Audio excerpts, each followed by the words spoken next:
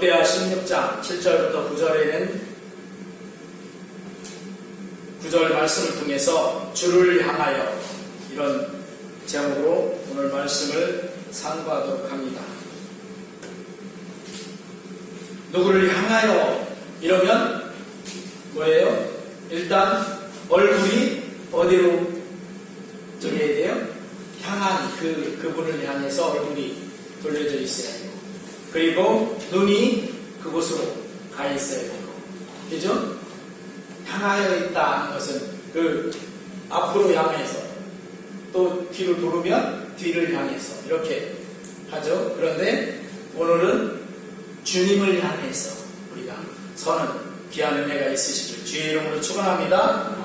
오늘 본문 말씀은 남유다 왕인 아사왕이 왕이 되어서 하나님을 의지하고 하나님을 향하여 있었더니 그가 왕이 되고 난 10년 동안 평안했다. 그리고 성곽과 성읍들을 형통하게 건축하게 되었다. 그 일국의 왕이 되면 왕에게 가장 부여된 그런 사명이 있다면 무엇일까요? 태평성대를 이루는 거잖아요. 그죠?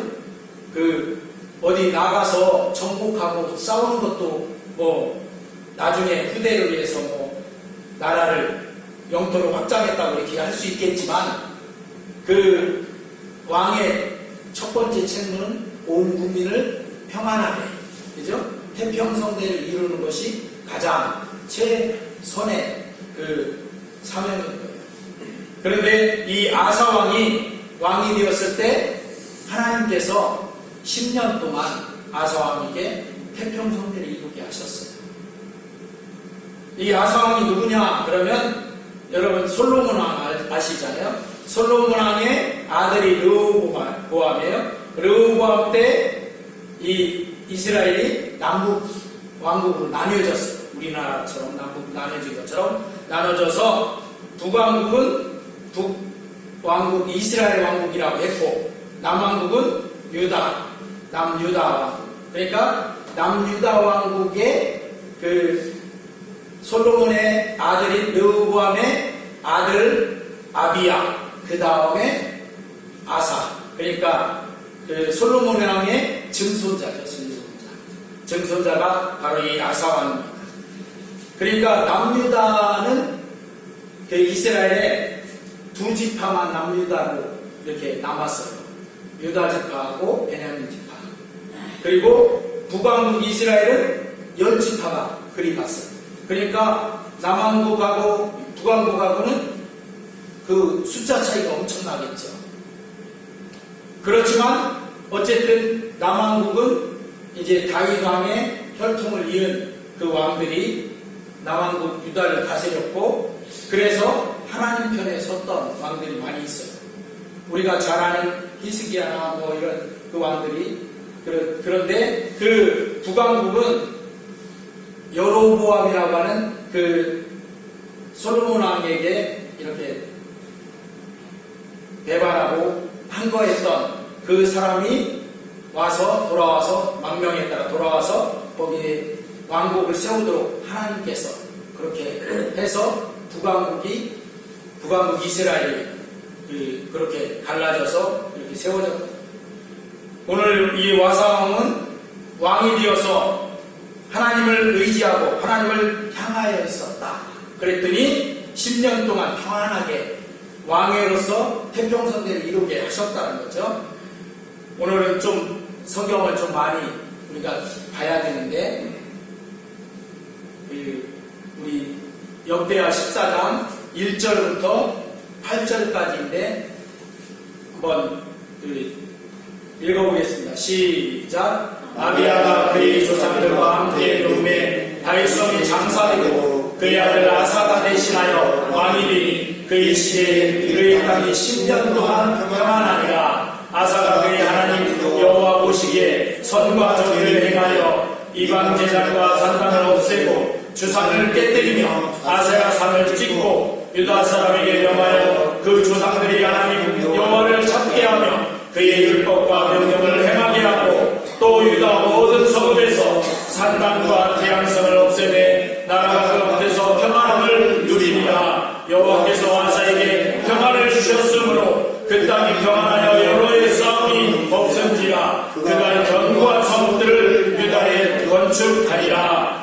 이스라엘 즉위 유다 사람에게 이르되 우리가 우리 하나님 여호와를 찾았으므로 이 땅이 아직 우리 앞에 있나니 우리가 이 성들을 건축하고 그 주위의 성곽과 성내 망대와 군과 빗장을 만들자. 우리가 주를 찾았으므로 주께서 우리 사방에 평안을 주셨느니라 하고 이에 그들이 성읍을 형통하게 건축하였더라. 아사의 군대는 유다 중에서 큰 방패와 창을 잡는 자가 30만 명이요 베냐민 중에서 작은 방패를 잡으며 활을 당기는 자가 28만 명이라. 그들은 다 큰 용사였더라. 아멘.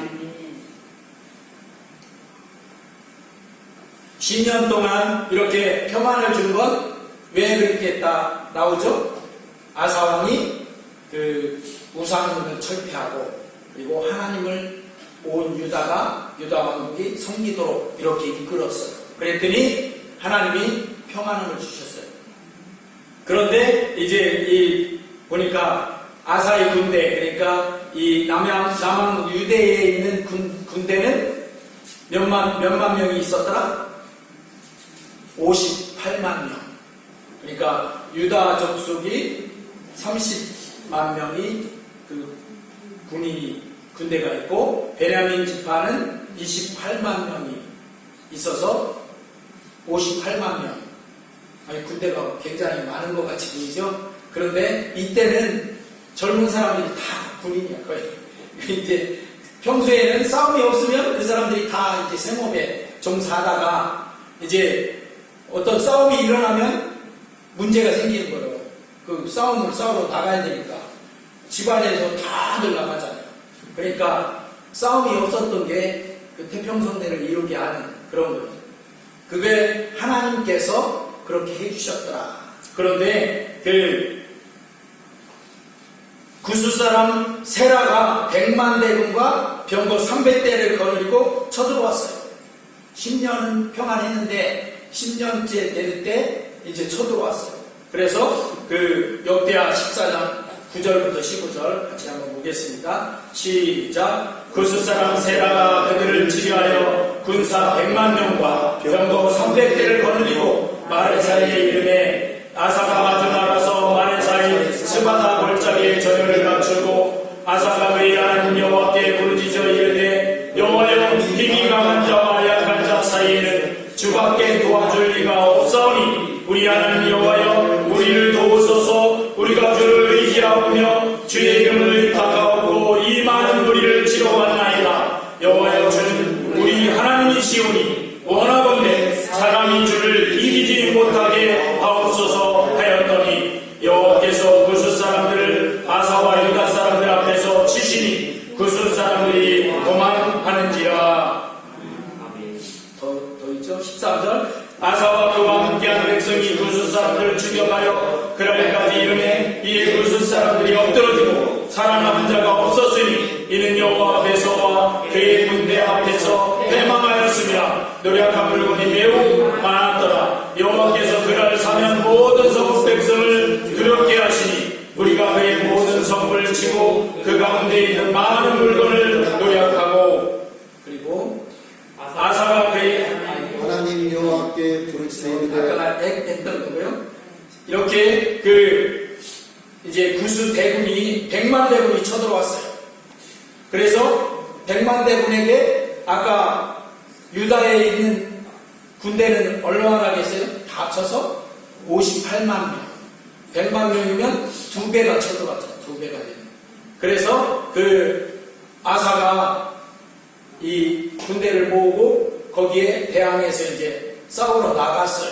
나갔는데 앞만 봐도 숫자적으로도 부족하고 여러 가지가 부족해. 그래서 아사가 11절에 이렇게 기도한 거예요. 여기 보면 아사가 그의 하나님 여호와께 부르짖어 이르되 빨간 글씨로 되어 있는 게 아사가 지금 부르짖어 기도한 내용이에요. 우리 같이 내가 하나님 앞에 기도한다고 생각하고 아사의 기도를 같이 우리 다니엘 기도일 때도 같이 합독해서 기도하는 거 했잖아요. 우리 같이 한번 해보겠습니다. 시작. 여호와여 힘이 강한 자와 약한 자 사이에는 주밖에 도와줄 리가 없사오니 우리 하나님 여호와여 우리를 도우소서. 우리가 주를 의지하며 주의 이름을 의탁하고 이 많은 무리를 치러왔나이다. 여호와여 주는 우리 하나님이시오니 원하건대 사람이 주를 이기지 못하게 하옵소서 하였더니, 그랬더니 하나님이 어떻게 하셨어요? 이 기도에 응답하셔서 아까 우리가 읽었듯이 그 100만 대군을 다 멸절시키게 하셨어요. 할렐루야.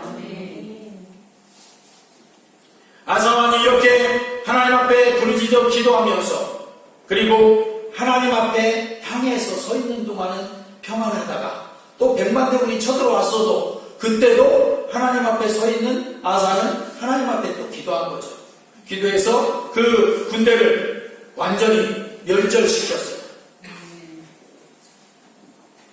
그리고 오데스의 아들 아사랴에게 성령이 임해서 역대하 15장에 또 말씀이 있습니다. 같이 2절부터 7절까지 시작. 그가 나가서 아사를 맞아 이르되 아사와 및 유다와 베냐민의 무리들아 내 말을 들으라. 너희가 여호와와 함께하면 여호와께서 너희와 함께 하실지라. 너희가 만일 그를 찾으면 그가 너희와 만나게 되시려니와 너희가 만일 그를 버리면 그도 너희를 버리시리라. 이스라엘에는 참신이 없고 가르치는 제사장도 없고 율법도 없은 지가 오래되었으나 그들이 그 환란 때에 이스라엘 하나님 여호와께로 돌아가서 찾음에 그가 그들과 만나게 되셨나니 그때 온 땅의 모든 주민이 크게 요란하여 사람의 집이 평안하지 못하며 이 나라와 저 나라가 서로 치고 이 성읍이 저 성읍과 또한 그러하여 피차 상한가 되었나니 이는 하나님이 여러 가지 고난으로 요란하게 하셨습니다. 그런즉 너희는 강하게 하라.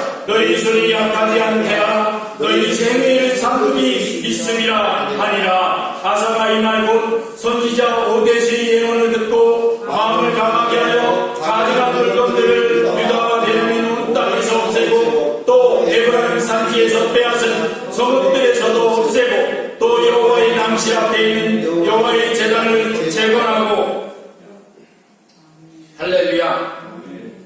그러니까 이제 승리를 했는데 그 승리한 것을 아사랴라고 하는 그 선지자가 나와서 개선군을 맞이하면서 이렇게 말하는 거예요. 하나님이 승리를 주셨다. 그러니까 아사왕이 교만하지 않고 그게 맞다. 하나님 우리에게 10년 동안 평안 주셨고 이제 100만 대군이 쳐들어왔는데 그 100만 대군도 이렇게 물리쳐 이기게 하시고 그랬다. 그러니까 이제 저 선지자의 말처럼 우리가 더욱 하나님께로 향하자 하고 이렇게 온 백성들을 이끌고 그렇게 나갔다는 것이죠. 그리고 이제 한번 8절부터 또 읽어보겠습니다. 시작. 아사가 이 말 곧 선지자 오데스의 예언을 듣고 마음을 강하게 하여 가져간 물건들을 유다와 베냐민 온 땅에서 없애고 또 에브라임 산지에서 빼앗은 성읍들에서도 없애고 또 여호와의 낭실 앞에 있는 여호와의 제단을 재건하고 또 유다와 베냐민이 무리를 모으고 에브라임과 므낫세와 시므온 가운데서 나와서 저희 중에 머물러 사는 자들을 모았으니 이는 이스라엘 사람들이 아사의 하나님 여호와께서 그와 함께 하심을 보고 아사에게로 돌아오는 자가 많았음이더라. 아사왕 제15년 셋째 달에 그들이 예루살렘에 모이고 그날에 노력하여 온 물건 중에서 소 700마리와 양 7,000마리로 여호와께 제사를 지내고 또 마음을 다하고 목숨을 다하여 조상들이 하나님 여호와를 찾기로 언약하고. 할렐루야. 소 몇 마리와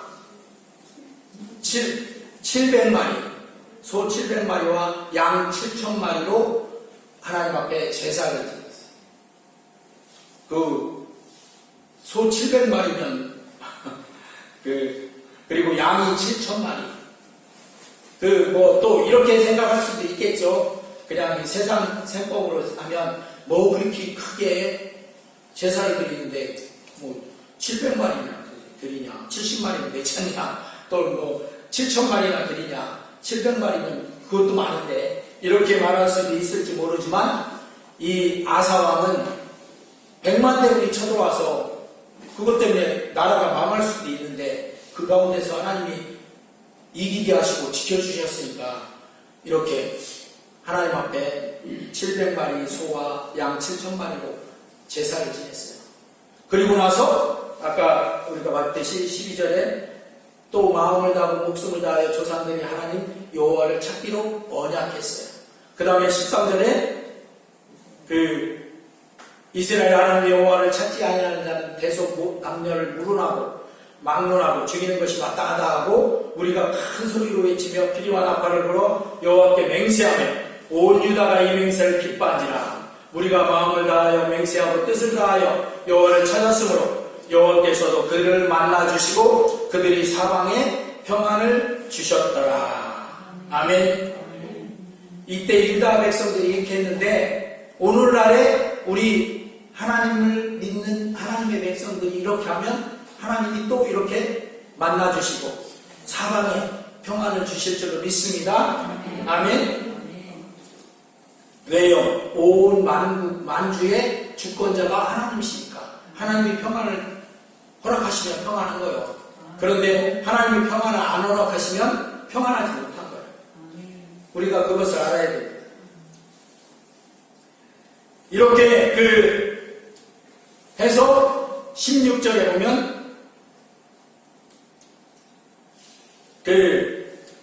이렇게 온 유다에서 가증한 것들을 다 치우고 하나님만을 섬기기로 했는데 아사왕이 어머니가 태우잖아요. 태우. 자기 왕이니까 왕의 어머니는 태우잖아요. 전 왕의 부인이니까. 그런데 그 태우인 마아가라고 하는 이 어머니가 아세라 목상을 만들어서 한 거예요. 그러니까 온 백성들이 지금 하나님께로 다 돌아오고 있는데 거기에 찬물을 끼는 거죠. 그러니까 이 아사왕이 태우의 자리를 폐했어요. 어머니를. 그리고 그의 우상을 뺏어서 찍고 기드론 시내가에 불살랐어요. 인간적으로 보면 아이고 어머니한테 저 불효자다 이렇게 할 수도 있잖아요. 그렇지만 온 나라가 지금 하나님께로 이렇게 하는데 거기에 태우가 그렇게 하니까 그렇게 했다. 그 정도로 아사왕이 하나님을 향해서 있었다. 이것이죠. 그랬더니 하나님께서 그 아사왕에게 그 후에 35년 동안 그러니까 10년 지났죠? 10년 지났으니까 25년 동안 평안함을 또 주셨어. 태평성대를.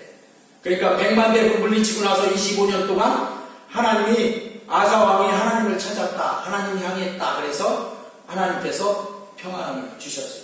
그러니까 도합하면 그 100만 대군 쳐들어왔을 때도 이기게 해주셨으니까 그것까지 도합하면 35년 동안 아사왕이 유다 왕국을 다스렸는데 최고의 왕이 됐죠. 35년 동안 태평성대를 누리게 했으니까 하나님께서 그렇게 해주신 거예요. 아사왕이 자기 능력으로 그렇게 한 게 아니고 하나님이 아사왕이 하나님을 향해서 있었더니 그렇게 해주셨더라. 그런데 이제 36년째 되는 때 이때 이제 문제가 발생했어요. 여기 한번 같이 볼까요? 아사왕 제36년에 시작. 아사왕 제36년에 이스라엘 왕 바하사가 유다를 치러 올라와서 라마를 건축하여 사람을 유다왕 아사에게 왕래하지 못하게 하려 한지라. 아사가 여호와의 전 곡간과 왕궁 곡간에 은금을 내어다가 다메섹에 사는 아람왕 베나다에게 보내며 이르되 내 아버지와 당신의 아버지 사이와 같이 나와 당신 사이에 약조하자. 내가 당신에게 은금을 보내느니 와서 이스라엘 왕 바하사와 세운 약조를 깨뜨려 그가 나를 떠나게 하라 하매. 이렇게 하나님을 의지하던 이 아사왕이 이제 북왕국 이스라엘의 바하사왕이라는 왕이 하나님을 의지하는 남유다의 태평성대를 하나님께서 주시는 것을 보니까 북왕국 이스라엘에서 막 사람들이 남한으로 오는 거예요. 오늘날에 그 북한에서 탈북하듯이, 탈북해서 오듯이, 여기서는 이제 이렇게 직접 오는 거죠, 직접. 북한국 이스라엘의 경계를 넘어서 남한국으로 들어오는 거예요. 그러니까 북한국 바하사왕이 어떻게 해요? 그냥 뒀다가는 우리 북한국 이스라엘 백성들이 다 도망가겠네, 저리. 그래서 거기 가운데 경계에 있는 라마라는 곳에 이제 무슨 요새를 건축하는 거예요. 와서. 그렇게 하니까 여기에요. 그죠? 유다를 치러 올라와서 라마를 건축하여서 사람을 유다와 마사에게 못 가도록 이렇게 막으려고 한 거죠. 그러니까 아사왕이 그전 같으면 어떻게 했어요?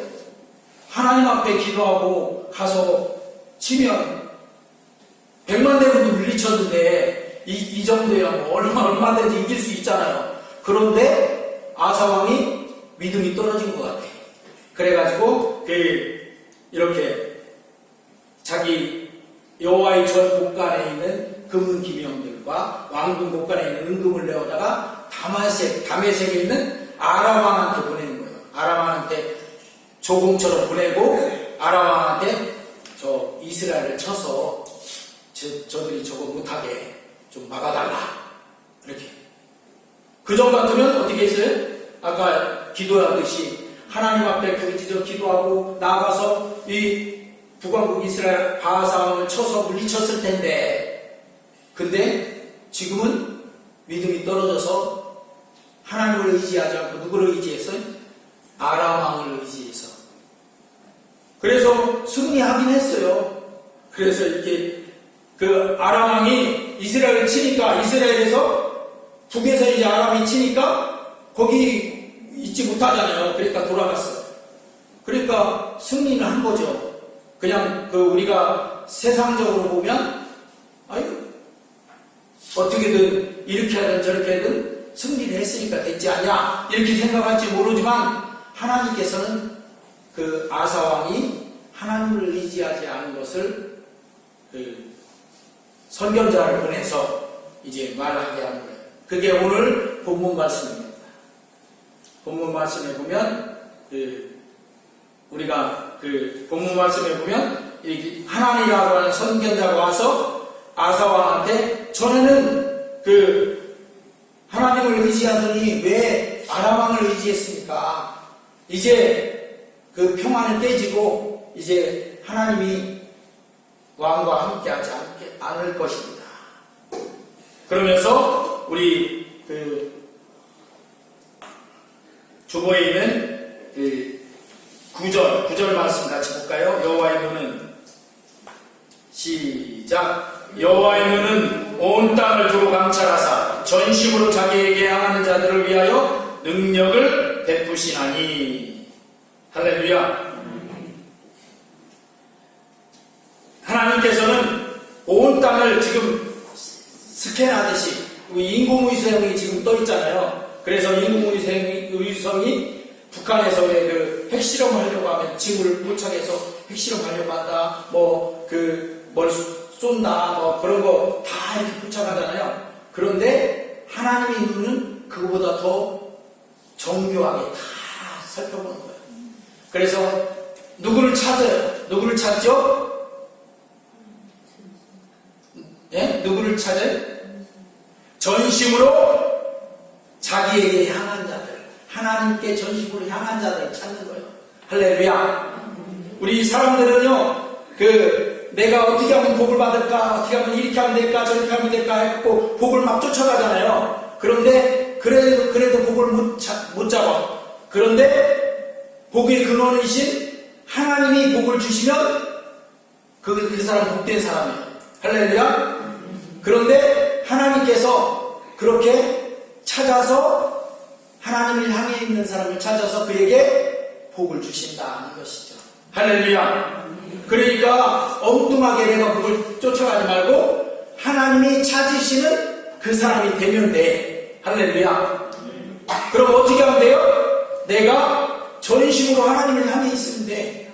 그러면 하나님이 쭉 살펴보면서 찾다가 감찰하다가 여기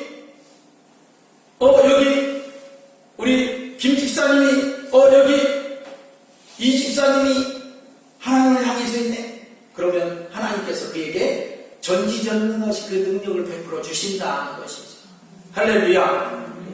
아사왕에게 35년 동안 하나님이 평안을 부어주셨던 것처럼 그렇게 역사해 주신다는 것입니다. 하나님이 그렇게 하실 수 있는 분이에요? 없는 분이에요? 그렇게 하실 수 있는 분이에요. 전지전능하신다고 우리는 늘 말하잖아요. 하나님. 그리고 온 세계의 주권자시잖아요. 그러면 우리가 전심으로 온 마음을 다해서 하나님을 향해야 되는데, 그러면 하나님이 말할 것 없이 찾아서 복을 주실 텐데, 그러면 어떻게 주를 향한 사람으로 내가 나아갈 것인가? 우리는 먼저 우리 마음을 정해야 돼요. 내가 하나님을 향해서 있겠다. 한번 따라해 보겠습니다. 내가 하나님을 향해서 있겠다. 시작. 내가 하나님을 향해서 있겠다. 이렇게 뜻을 정해야, 내가 마음을 정해야 그대로 하죠. 누구처럼? 다니엘처럼 뜻을 정하고, 그리고 내가 주를 향한 사람이 되겠다 이렇게 하고 그 뜻을 따라서 주님께로 향하려고 하는데 장애물들이 많이 있어요. 이 세상에 우리가 둘러보면 막 좋은 것들 많잖아요. 그걸 따라가다 보면 그걸 향해서 가죠. 주님을 향해서 안 해. 그래서 우리는 그럴 때 그런 장애물들을 어떻게 다 벗어버려야 돼. 그래서 이 말씀 있잖아요.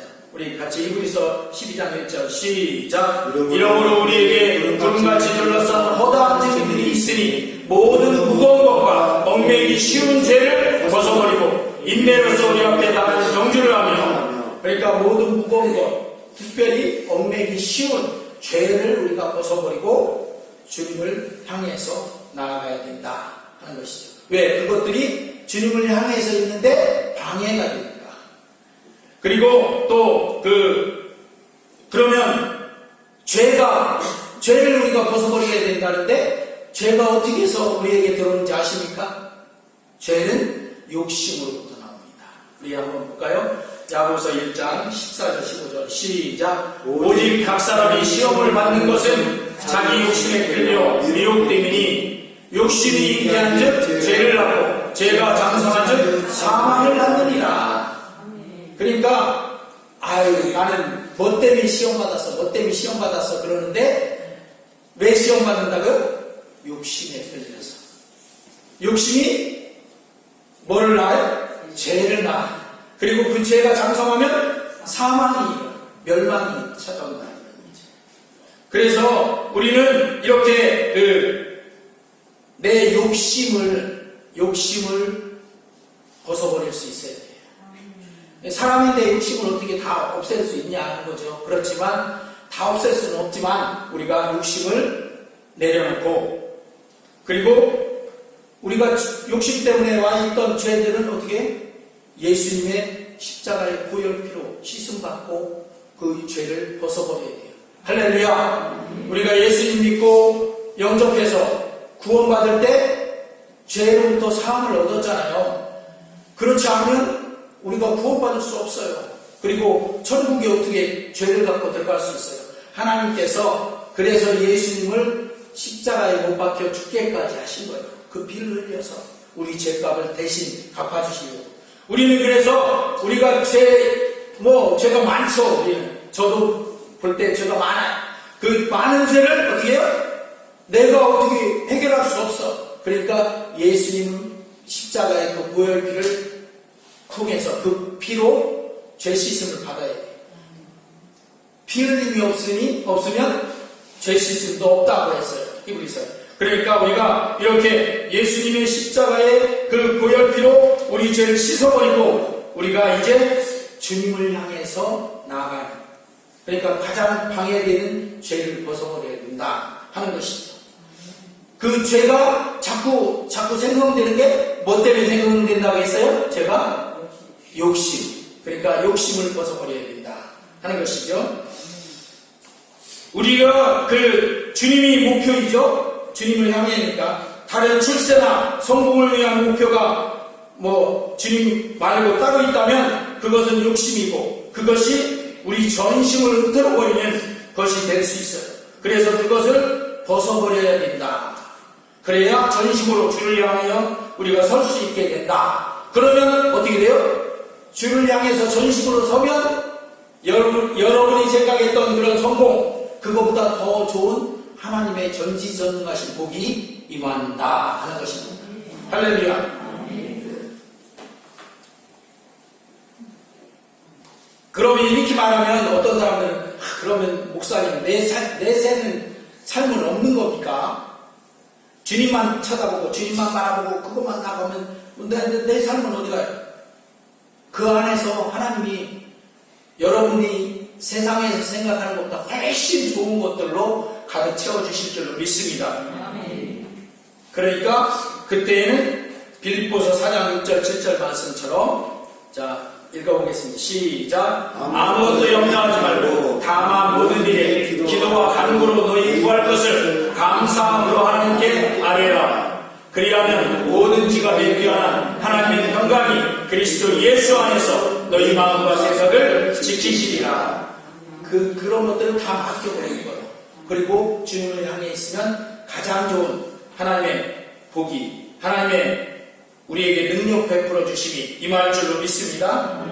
우리 성광교회 성도님들은 전심으로 주를 향하여서 주께서 찾으시는 복된 사람들이 다 되시길 주의 이름으로 축원합니다. 아멘. 기도합니다.